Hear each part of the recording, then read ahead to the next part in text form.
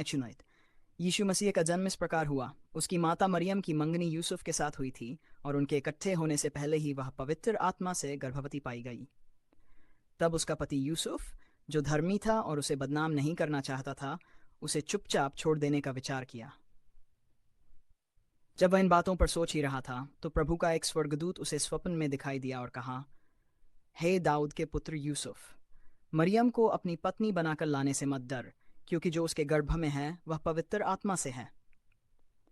वह पुत्र जनेगी और तू उसका नाम यीशु रखना, क्योंकि वह अपने लोगों को उनके पापों से उद्धार करेगा। ये सब इसलिए हुआ कि जो वचन प्रभु ने भविष्यद्वक्ता के द्वारा कहा था वह पूरा हो।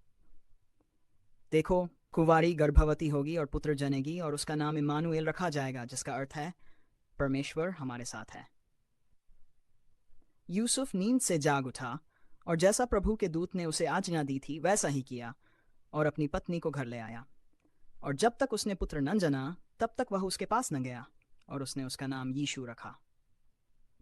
लूका रचित सुसमाचार 2:1 यीशु का जन्म और चरवाहों को समाचार। उन दिनों में कैसर अगस्तुस की ओर से यह आज्ञा निकली कि सारी दुनिया की जनगणना की जाए। ये पहली जनगणना थी जब कुरिनियुस सीरिया का हाकिम था। सब लोग नाम लिखवाने के लिए अपने अपने नगर को गए। यूसुफ भी गलील के नासरत नगर से यहूदिया में दाऊद के नगर बैतलहम को गया, क्योंकि वह दाऊद के घराने और वंश का था, ताकि अपनी मंगेतर मरियम के साथ, जो गर्भवती थी, नाम लिखवाए। जब वे वहां थे तो उसके जनने के दिन पूरे हुए। और उसने अपने पहलौठे पुत्र को जना और उसे कपड़े में लपेटकर चरनी में लिटा दिया, क्योंकि सराय में उनके लिए जगह न थी। उसी देश में चरवाहे थे जो मैदान में रहते और रात को अपने झुंड की रखवाली करते थे। तब प्रभु का एक दूत उनके पास आया और प्रभु का तेज उनके चारों ओर चमका और वे बहुत डर गए। दूत ने उनसे कहा, डरो मत, क्योंकि देखो, मैं तुम्हें बड़े आनंद का What do you call a fish with no eyes?